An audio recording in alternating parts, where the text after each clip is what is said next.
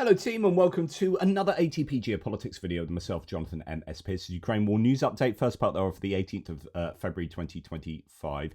Sorry I'm late at the moment with my updates in the morning because I'm having late nights because so much is happening and I have to get it out. And I'm looking at my sources today and looking at the geopolitics video and thinking, gee whiz, that's going to be over an hour. There's so much to talk about, all this stuff going on in Riyadh at the moment, some rumours of, and I am going to, you aren't mishearing, rumours of a 700 billion euro aid package going from the EU to Ukraine at some point in the future, probably after the elections in Germany, although, can't confirm that. That's hinted at by Annalena Baerbock, the German foreign minister. So some huge things going on. I woke up this morning to we're going to slight tangent here. I woke up this morning quite late and turned on TV, and it was BBC News, and John Healey, the Defence Secretary for the UK, was speaking at the Institute for Government, being interviewed there by the director.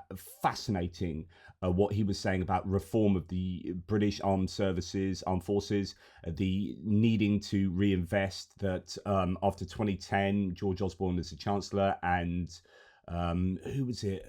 Who was the Defence Secretary? I can't remember. But anyway, you had a real terms £19 billion cut to the armed services. So they've been fundamentally hollowed out for a long time. It's looking like they're really serious about reinvesting in the British armed forces. That's going to be in line with what they're learning from Ukraine, with the strategic overview, as well as using it for economic stimulus as well. So it's really interesting listening to John Healey. I really like John Healey. I've actually liked Ben Wallace. I liked Grant Shapps for the Conservatives. He was otherwise in other positions, didn't like him at all, but did really well as Defence Secretary, and I really like John Healey, so that's really good. Then I was watching SAS Rogue Heroes, the second series, which is like a loose retelling of the start of the SAS in World War II. And at the end of episode 2, they had, Counting the Beat by The Swingers, which is a New Zealand band. Like, that was 1981 hit, classic song, Count the Beat. And of course, Count the Beat, they had someone who was in Split Enz. Split Enz were obviously went on to be Crowded House. Split Enz were one of the influences for Pearl Jam, all the way from New Zealand to Seattle. Just brilliant. So this morning I was like, yeah, a bit of everything, bit of music. And then I was like, weirdly went from Counting the Beat to These Animal Men, which is new wave of British new wave in the early 90s, a precursor of Britpop. So anyway, whatever, you don't need to know this, it's not interesting for anyone but me, and you're going to hear it anyway because I just told you. So there you go. So I've now got These Animal Men swirling around my head. Okay, right, let's get on to the Ukrainian general staff figures for the Russian losses for the day before. All the usual caveats apply. And we have some interesting figures. We've got slightly lower personnel losses, 1,170. It's gone back down from being over 1,500. It's been a bit up and down of late. I think the weather's going to be playing a part. It's very snowy at the moment, but also possible culmination. Russians have had a couple of days of upticks of attacks. There were attacks yesterday. They are losing a lot of equipment, tanks over the daily average, troop carrying AFVs below the daily average, but artillery systems yet again right up there. They've been at times really high. There have been some really high losses in that category. 2 multiple launch rocket systems, 1 anti-aircraft warfare system, 74 vehicles and fuel tanks. That's actually down quite a bit from previously, and 1 piece of special equipment. Interesting that 181 drones were taken out in the last, remember the cutoff for that is kind of halfway through the night before, halfway through last night.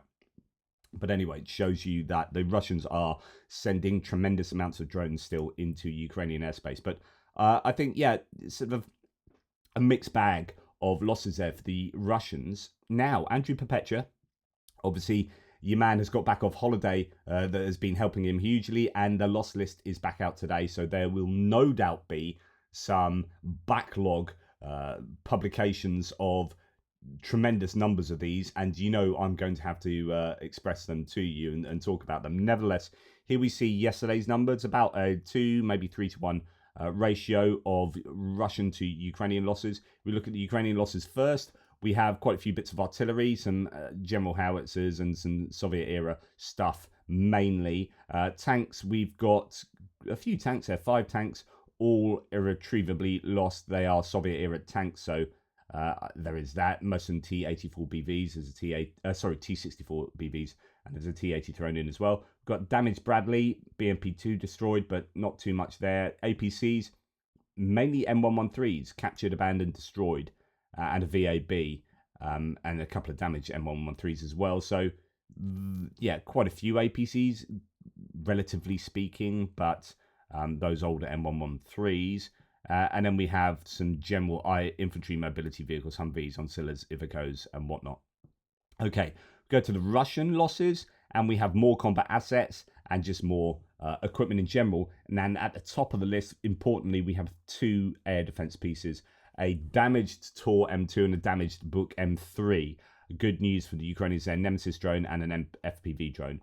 We have a couple of boats destroyed, an engineering vehicle, an excavator damaged. We've got some damaged artillery, 6 tanks, 3 of which are tracked garden sheds. And that goes towards this idea. I was talking about this recently, that the uptick in tanks, when I've been saying, I'm thinking tanks are hard to come by for the Russians, that we are seeing a real degradation of the tank forces. So how come we've seen these upticks? I reckon they are going to be significant. There are going to be significant proportions of those tanks that are track garden sheds being turned into not tanks, into glorified APCs, with the inability to use a turret and the metal built on top. We've seen ones with logs down the side, all sorts of things going on, because they either can't or don't want to repair the tanks, because tanks aren't as useful as APCs and they're running low on APCs. So rather than not use an APC, they use a tank and turn it into an APC. I think this is a sign that things are fairly difficult for the Russians in terms of material. We have about a dozen infantry fighting vehicles, BMP-3s mainly, which is interesting. Well, not mainly, but a lot of BMP-3s. Yeah, they are mainly, actually. A couple of BMP-2s and a single BMP-1 destroyed, which is interesting because they're only making BMP-3s now. This could be an indication, but I have said this before, that BMP-2s and 1s are thinner on the ground.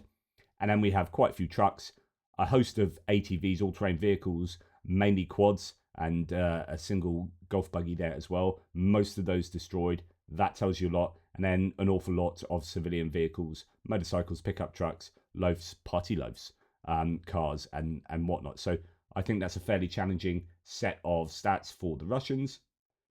A couple of air defense systems in there being useful for the Ukrainians for sure. What do we have in terms of the footage that's coming out? There is one of an Omega unit taking out, Special Forces unit, taking out a Russian assault column. Russian forces advanced towards the Ukrainian positions, but was stopped by precise mortar fire, resulting in 3 destroyed vehicles and eliminated personnel. I've seen one from the Pokrovsk area of a Russian attack that was taken out as well, as mainly infantry. So there are these bits of footage still coming out to show that the Russians are getting bloody noses in a number of places, but of course it doesn't mean they're not advancing. Russian drone operators, this is an interesting bit of footage, and this is on the back of something I almost reported to you yesterday, which was the claim that you can see fiber optics glint in the sunlight if the sunlight catches it correctly. And there was talk about this being a way of being able to acquire fiber optic FPVs as targets. So instead of, you got the issue of not being able to jam them because they're electronic warfare resistant. Well, it could be that if you can get a camera, to have certain modes, maybe you can see this come up and thermal imagery is black or whatever it is. There are thoughts that there are ways to be able to spot these fiber optic drones because you can spot the fiber optic cables coming out the back. And indeed, Russian drone operators were tracked down in this bit of footage via the fiber optic cable and then destroyed. So that's a potential weakness and that will apply to both sides, right? Is if you can find the fiber optic drone, and if you can track that cable, then you know exactly where it's come from. You can follow. It's like Hansel and Gretel. You follow those breadcrumbs back to the Wicked Witch or whatever, back home, I guess, in reality. So that is an interesting development there. What else do we have? Syrian media have reported a drone attack on a Russian airbase, the Khmeimim airbase. There's been talk about how lots of Russian equipment or indeed Syrian equipment is being looted And that's a real shame because a lot of that could have been useful in Ukraine had that been safeguarded in some way by, I don't know who, but it's a real shame there's a lost opportunity. But interesting that the Syrians are reporting a Russian airbase being attacked there. And then we hear that there were 2 explosions presumably occurring on board a tanker Sea Jewel, which was transporting oil from Russia to Europe despite sanctions. The vessel's crew states that they heard 2 loud bangs and the damaged hull shows concave deformation, indicating likely use of explosive devices. The damage being below the waterline and a fish kill nearby further supports the theory that explosive devices have been used. Savona Coast Guards is conducting an on-site investigation with divers and investigators. Investigators have not released any further information so far. That's reported in Pravda. So it could. I'm not too happy about blowing up tankers with oil. By the way, the environmental disaster that would ensue. I don't think that's worth it. But interesting that is happening. That, lots of unknowns there. So take it all with a pinch of salt. And where exactly was that? Is this so that's somewhere in the Mediterranean? But I don't know exactly where. Sorry. It'll be in that article link there, and you can check. All my links are registered below.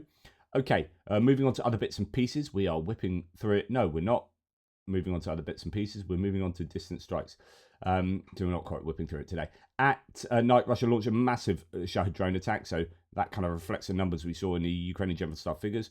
176 were launched, 103 shot down, 67 were suppressed. So that leaves out of 176, 6 able to get through. Damage was caused in Kirovohrad, Kharkiv, Kyiv, and Cherkasy. And indeed, there was quite a lot of controversy over the one in Kirovohrad, where a high-rise apartment block was hit. And Max24 quite rightly calling out Elon Musk on this. Competent leadership, Musk said, effing bastards. And this was in light of Elon Musk yesterday. He did 2 things that I think are absolutely egregious. One, he called Sergei Lavrov a competent leader. This is what competent leadership looks like as Sergei Lavrov gets off the plane in Riyadh. So that was disgusting. Then Elon Musk has also said that we must protect Romanian sovereignty or something like that. About Georgescu, the pro-Russian absolute wingnut, far-right eco-extremist, that the Russians interfered in the elections to try and support, or to successfully support, which caused the elections to be cancelled and then rerun. That is who Elon Musk is supporting. So we got like a support of Sergei Lavrov, pro-Russian in Romania, pro-Russians in Germany. So Elon Musk, the centre of the American government, is pro-Russian. It's that obvious. We don't need to really debate it anymore. He is a Russian agent. So Musk is a Russian agent. Meanwhile, supporting all this without saying anything about the Russians striking Ukrainian civilian buildings like this is unconscionable. Now, Russia, we've heard this before, but we've got Budanov mentioning it again. Russia has improved the North Korean KN-23 ballistic missiles, making them more accurate. Ukraine's intelligence chief said that Moscow modified the KN-23, reducing its error margin from 500 to 1,500 meters to a much deadlier precision. It doesn't say exactly there, but we have heard that before. The North Korean-Russian military ties are deepening, says Knoll reports. And then we hear that General Staff has confirmed it carried out a precision strike. So this is not last night, but 2 nights ago, on Russia's military and fuel energy infrastructure. Key targets that were hit are the Ilsky oil refinery, a fire reported there, Kropotkinskaya and Andriopol pumping stations. They were taken out, disrupting fuel supply, according to General Staff, reported there by No Reports. To which Max24 says Russian CPC oil pumping station was seriously damaged as a result of the attack by Ukrainian drones, according to Transneft. Again, I reported this yesterday, but just to kind of confirm it, the raid was carried out by 7 drones, which in addition to explosives were stuffed with metal striking elements, the company specified. Consequences of the attack were eliminated for 1.5 to 2 months. So what he means there is the consequence of the attack will carry on, for not eliminated, will be evident for 1.5 to 2 months, which could lead to a decrease in oil pumping from Kazakhstan by about 30%. And indeed, this is the pipeline. So besides Ilsky refinery, Ukrainian drones attacked their Kropotkinskaya oil pumping station, the largest oil pumping station on the Caspian Pipeline Consortium, CPC pipeline, on Russian territory. As a result of the attack, the station is reportedly out of order. That is super, super important and will mean that there is a big issue with oil transport there across Russian territory from Kazakhstan. Right, okay. Moving on to other bits and pieces. As I mentioned yesterday in the live stream, please go and check my if you haven't seen them, my live stream with Caelan Robertson, the reporter based in Kiev at the moment, from, was it 3 days ago? Please check that out. It's a magnificent chat. Really, really enjoyed that. And I think if you haven't watched that, please, all of you should watch that live stream with Caelan Robertson. And also my live stream yesterday with the great Brendan Kelly. It was absolutely awesome to speak to him. Wide-ranging discussion about the peace negotiations and America's role, the US's role there. Real frank discussion about what's going on in American politics and how that is affecting Ukraine.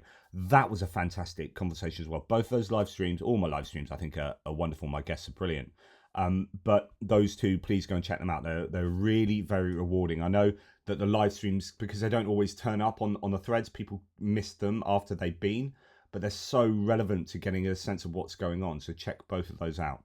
Now, Noel Reports says that elections in Ukraine will take place on October the 26th, 2025. Former Ukrainian President Poroshenko has claimed he reckons he has information from sources in the president's office, law enforcement, and the state printing plant, Ukraine, which is reportedly calculating the required number of ballots. In other words, it looks like the Russians will get what they want and the Americans will get what they want, because the Americans are now parroting the Russian really propaganda in saying that the US should have elections despite it not being constitutional and then being at war, etc., etc. Okay, what's happened to the IFE and civilian vehicles? I thought those were infinite. This is the 1st Regiment of Cavalry. Right, this is another bit of footage that's showing that the Russians are using horses. I've seen a number of pieces of footage of Russians using horses and donkeys, multiple donkey footage, and even a camel. Some were claiming, well, some were wondering whether the camel one was photoshopped. I don't know, but my goodness, there is evidence that the Russians are struggling for equipment, really mechanized equipment. They're going back to cavalry regiments. Okay, websites of about 20 Italian institutions, including banks and airports, were targeted by a pro-Russian hacker group. They claimed the reason for this was a speech of Italian President Sergio Mattarella, in which he compared Russia and its war in Ukraine with the Third Reich before World War II. I obviously don't like this happening. This is bad. This is warfare. You can call it hybrid warfare. You can call it cyber warfare. This is warfare. Russia are attacking Italy. Italy should be retaliating.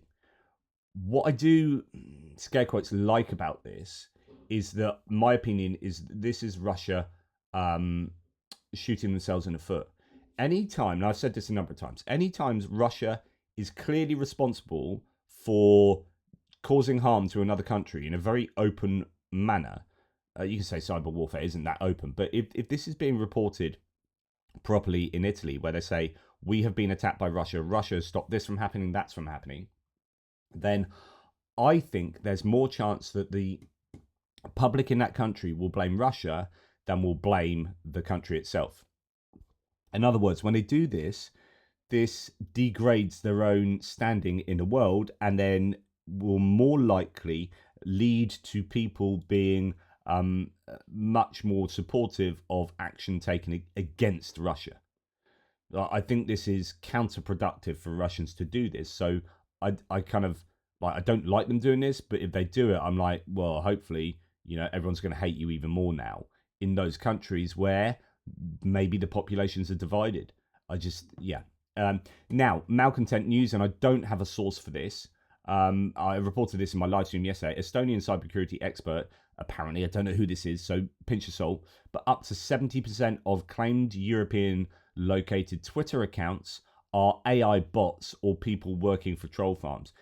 Absolutely does not surprise me. I think this is a massive, massive challenge. I do use Twitter, but mainly for ones that I can't find on Blue Sky. But I use Blue Sky overwhelmingly these days. Someone else replies to this as saying, I'm not surprised. And they had said, wasn't sure if I should share this, but screw it, right? Just sharing a proof of concept. It only took another hour or so of testing, and now it can. So this person has created a bot that can log in, open a specific tweet, reply to it, QT it, RT it, so retweet it, and like it. Bad actors just scale that up to the thousands. In other words, if this person can just do that very easily with a single bot, then you can get the Internet Research Agency in St. Petersburg doing that to a scale that is absolutely phenomenal. Places like Twitter are absolute cesspits of bot and troll activity, and that is something that the free speech absolutist Elon Musk doesn't mind at all, because actually they generally further his agenda, even though he almost didn't buy Twitter because Jack Dorsey said maybe 5% of accounts on Twitter are not real people type thing, or they're not who they say they are. That Elon Musk was like, well, I'm not going to buy it. Then he buys it, and then that multiplies hugely. And I think this is a massive problem. So when you've got a huge decrease in the support for Ukraine amongst particularly Republicans, but generally across America, you can put that down to people's media diets. Fox News, Newsmax, OAN, and Twitter are not going to be fans of this. And someone spoke to me. I've got this for a future video, but someone on one of my threads said, I've got a friend that used to work for Fox News, but she had to quit because they were routinely not reporting on stories that they should report because it didn't fit in with their agenda. And she ended up really struggling to sleep at night because of the lack of integrity in Fox News. And that's an anecdote. Of course, that's an anecdote. But it is, yeah. And indeed, I was speaking to JP Lindsley, who was, a friend of Roger Ailes and was in Fox News and touted to kind of like go into management, etc., etc. And he left there because of the problem. I was speaking to him in Kiev. So we know news agency news in the US particularly,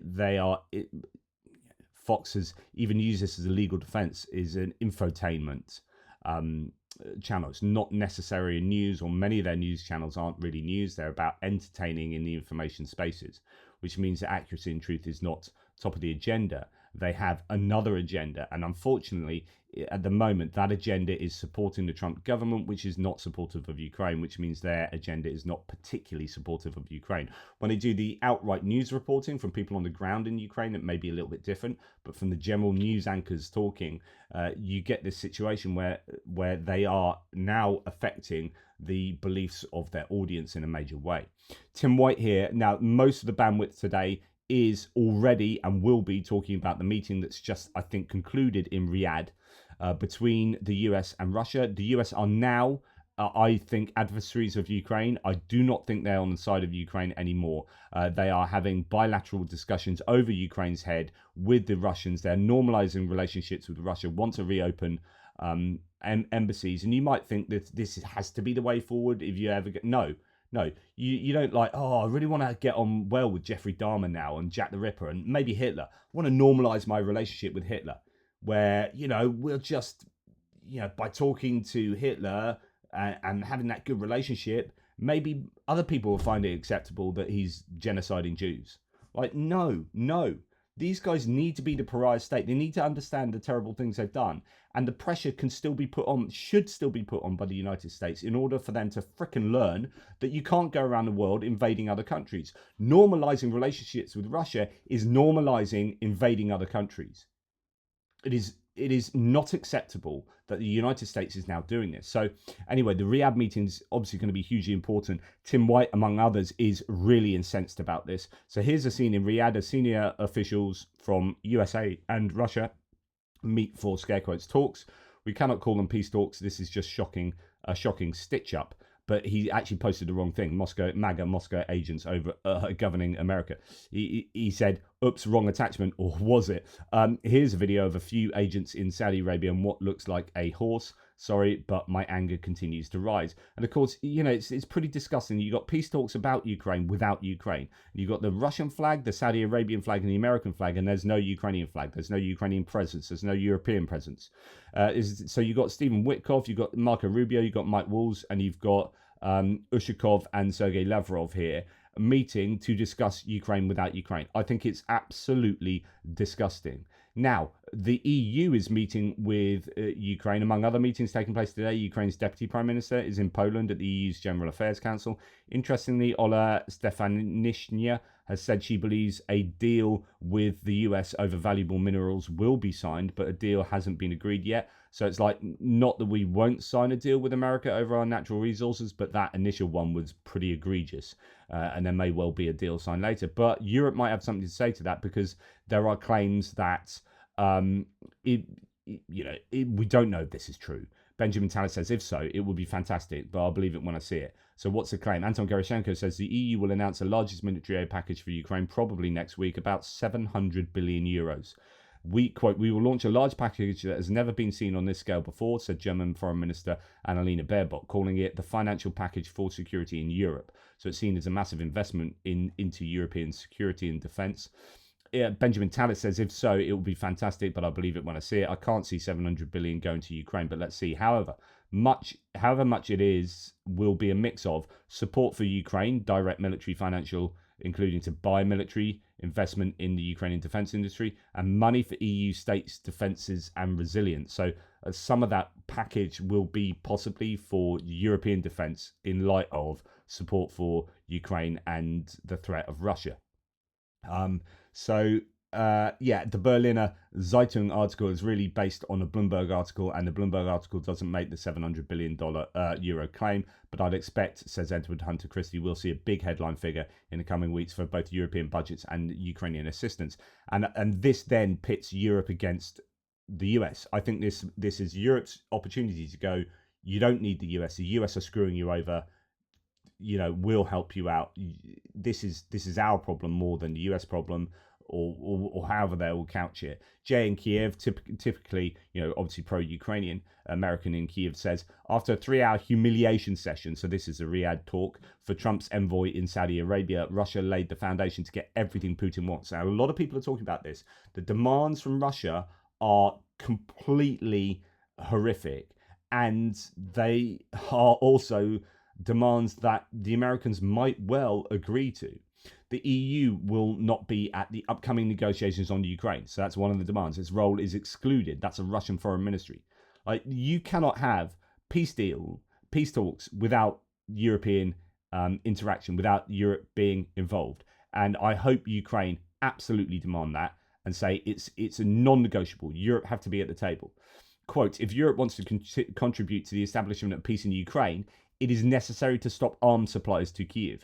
Now, if the US agree to this, then this is effectively the US siding with Russia. The US, we need to be very, very clear about what's going on here. If the US start making moves to appease Russia, then that is the end of the US assistance to Ukraine, full stop. And that is the US siding with the enemy. And that is essentially the US becoming the adversary, which we're hearing from certain European politicians that the US has now become the adversary. They are not doing anything to suggest otherwise at the moment, unfortunately. And I know I have so many American viewers who are perplexed by this change of direction, that are really upset about this. And I have several Americans who are so in love with Trump that this has to be great, but it's not great. This is to have discussions about Ukraine without Ukraine is unacceptable. So this whole Riyadh situation is unacceptable. Full stop. So anyway, there's going to be a lot of talk about that today, and I'll hopefully be there for you and with you. I really appreciate some of the very kind, because I do work. I don't want to. Whatever. I work really hard at this all day, every day, at the exclusion of probably my family and my private life, etc., etc. So it's really nice to get some lovely comments. And Pierre, thank you as well for really meaningful, beautiful comments that you sent this morning. It's a lovely thing to wake up to. So thanks, Pierre. You are a legend for what you do in Ukraine on behalf of the Ukrainians and on behalf of all of us. So thank you for those humanitarian workers who are putting often their lives on the line to do what is good and right and proper. And I just sit on the end of a webcam talking about it. So, whatever. Take care, guys, and I'll speak to you soon.